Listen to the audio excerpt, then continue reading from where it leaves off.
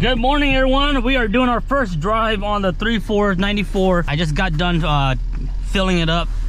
14 gallons of gas. And we're gonna take it for our first drive. She runs good. The four-wheel drive works. The four-wheel drive works, but the bulb, the light doesn't come on. So either the bulb is dead or something. Maybe it's a dead bulb or something, but for the most part, the four-wheel drive does work. So we're gonna take it for its first drive, and I'm gonna head to the I'm heading to the tire shop, and I'm gonna have them change out these wheels.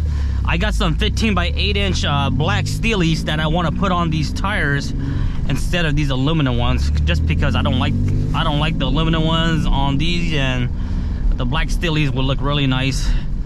These 31 10-515s tires are pretty new, and once I put the black steelies on it, I might run these tires wheel setup on Black Yoda, because Black Yoda, I'm gonna be using it for towing on my car dolly to tow other vehicles in the summertime, and it's also my daily rig. So I want to run a smaller tire, and then whenever I go off-roading, I can just switch over to my 285 Baja Pros, Baja Boss. So she shifts really good, guys. Shifting's good, the clutch feels amazing, the power feels amazing. I haven't got up to highway speed yet, but we're gonna go ahead and enter the highway here shortly. But man, she runs good. We got heat as well. You can hear the blower motor. It's a bit noisy, but for the most part it works. Steering's a bit loose, but nothing crazy. So we're gonna keep eyes on the temperature and stuff like that. And again, this truck is 456, and we have 31s, 3.4. It's plenty of power for this setup.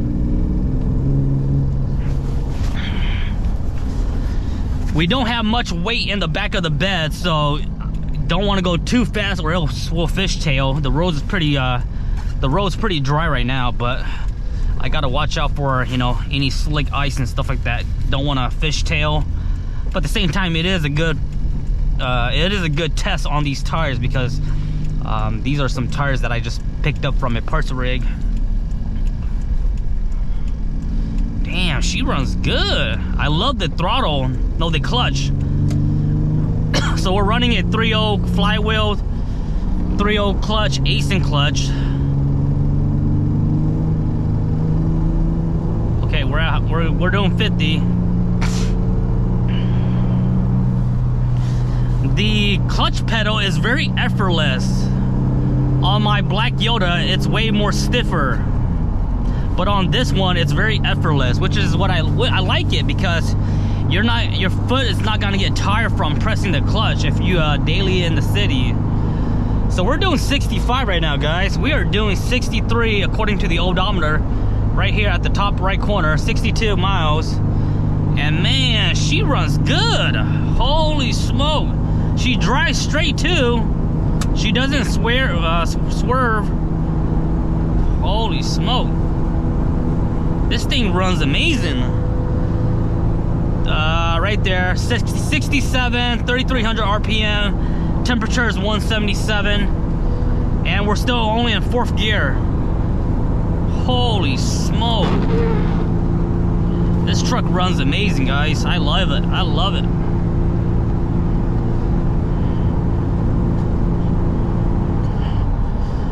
Fifth gear. Tire shop is about maybe 20 minutes from here. They say that they're pretty slow right now, so they should be able to get us in and out within 30 minutes. So it's a Saturday morning, so nothing too crazy. I want to get that over with. Man, she runs amazing, guys. Check it out. So let's see how straight she drives. Pretty straight. She's going a little bit to the driver, no passenger, but I think that's because of the road. Let's go to the middle lane here. Lots of power, 70 miles. Oh yeah, she runs amazing. Good oil pressure. We went ahead and reused the Toyota oil pump. We just cleaned it up really good, put new seals, so oil pressure is good, temperature is good, battery is good. We got a full tank of fresh fuel, and we done about 4 miles so far, coming to 5 miles. The exhaust sounds pretty good. Exhaust doesn't sound bad. It's not too loud when I'm in the cab. You guys can still hear me pretty good, I think. Oh man, this truck rips. It's so easy to get up to 75. We're doing 70 already, and I'm not even trying to do 70. Just goes right up there. Runs really good. I love it, guys. So we do have to break in the clutch. Usually it's about 500 miles of city driving. So after 500 miles, we'll break, the clutch will be broken in. So we're gonna take it easy. And then after 500 miles, I also want to do an oil change again. Man, she runs good, guys. Nice hot weather, nice hot heat. Really good.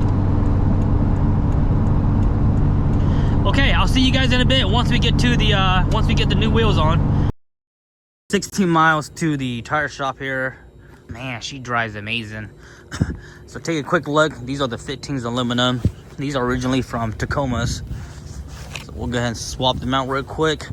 Give you guys a quick before and after video. She looks good, I mean, with it. But definitely looks better on black. So that's what it looks like. Let's go ahead and get it changed over. Here we have it, the 94 with the black steelies. Looks so much better in my opinion. These are 15 by 8 versus a 15 by 7, which was the aluminum. So these wheels are 1 inch wider. So the tires stick out just a little bit, but I think it's perfect. Perfect match for it. These old aluminum ones are just old and crusty. One thing I don't like about the aluminum one is that when they fit onto the hubs, they're really pressed in there, and it gets really annoying because you got to hammer it out. So that's kind of why I don't like the aluminum ones. Same thing for the SR5 wheels. But these look really nice. I like that they have the red on their edge too as well. See that redness?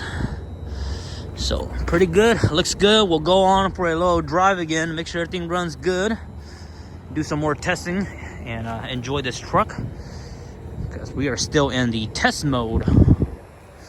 I got the old motor out, and here's the new blower motor from Napa. Part number right there, 6552703. It's a bit different, but it's the same. Has a plug. I'm comparing it right now, and this is what it looks like. So you have a plug right there versus the plug goes in here on the OEM one. This is the OEM one. OEM Denso, made in Japan.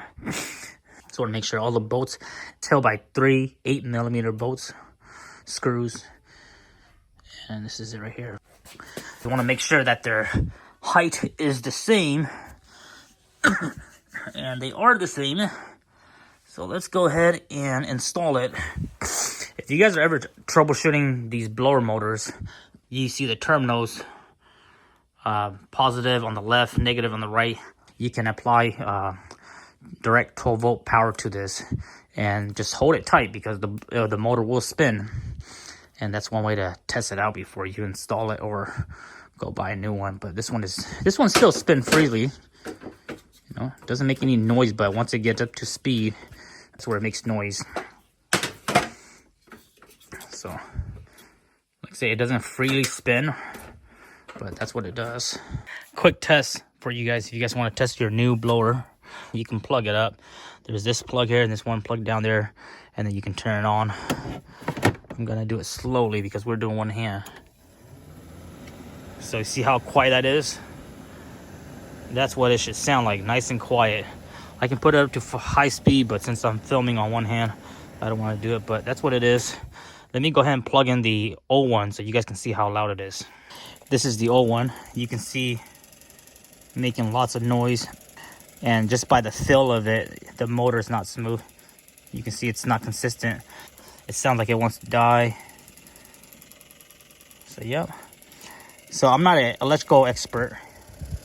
See, it spins faster, slower, faster.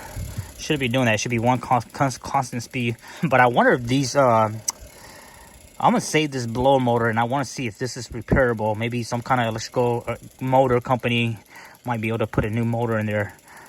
That's high speed right there. Sounds pretty good, actually. So, like I said, it wants to die once in a while. You got to hit it.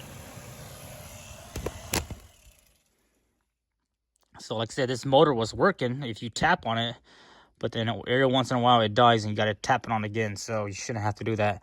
Not reliable. We want something that's reliable. Ran into a little issue here. I got 2 screws plugged in. And then I plugged it in to test it out. And it won't turn on. Come to find out, this fan is rubbing or it's seized up. So the fan is too tall. Touching this cage here.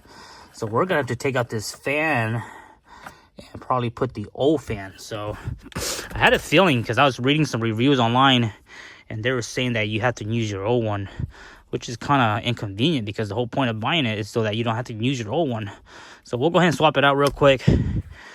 Here's a comparison between the 2 fans. The black is the new one, white is the old one, and it's literally just like 1/16 of an inch taller. So these were a pain in the butt to get out.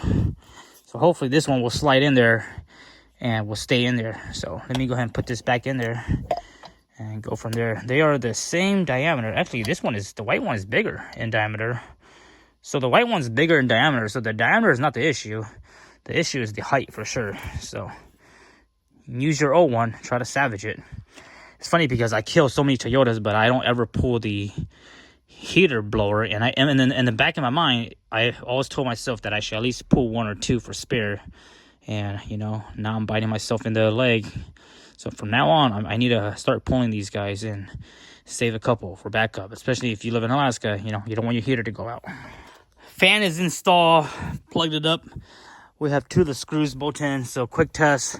Works good. No more rubbing. It's not rubbing on this metal cage. Sounds nice and quiet. Much better than the old one. So there it is, guys. That's how you change out a blower heater. It's not hard, it's just hard to get to, but pretty easy.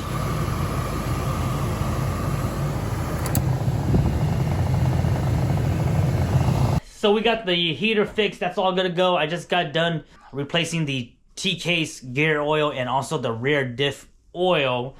The tranny fill bolt is kind of stripped and I can't really get a grip on it, so we're not gonna deal with that today. I'll have to get some crazy vice grip to get that fill bolt out before I can do that. If I can't get it out, then the worst case scenario is if I want to drain it, I can always drain it and fill the oil from the shifter. So that's all done. I have a list of things that I want to do. So that's how I do my trucks. Whenever I get a truck, I always make a list on my notes. Check, check, check, check. I also replaced the driver tail light lens cover because this one was cracked. So I put a new one on there. I had to, next step I need to do is I just need to re-grease the dry line. So go grease the U-joints on the dry shaft.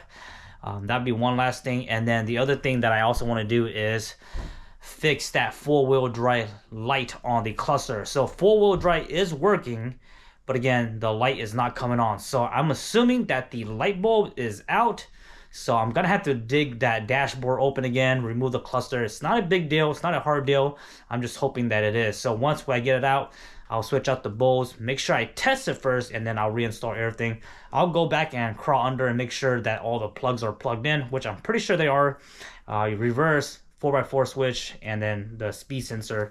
All those are should be good because I plugged them in, I remember. So I'm gonna do those 2 things and then we're gonna wrap up this video, guys. So actually, we're just gonna go ahead and wrap up this video. It's been a long video already. So I hope you guys enjoyed this video. We'll be doing more driving on this truck. I'm not gonna be driving the black Yoda much this week. I wanna drive this truck, make sure I break it in, see if there's any issues, fix any other stuff, and then go from there. I do still have to do the front shocks, and like I said earlier, when you brake, the steering wheel kind of shakes a little bit, so I'm assuming the rotors are warped. So we'll do all that front end stuff later when my manual hubs come in, because once those manual hubs come in, we can remove all that whole hub, repack the wheel bearings, put new rotors and all that fun stuff. I'm gonna put some used calipers on it, which are still good from Black Yoda, so it's all good, and we'll put new pads and all that stuff. So front end stuff, front end suspension, that'll be done during another time, but for the most part we got all the important stuff done. Hope you guys enjoy. See you guys next time.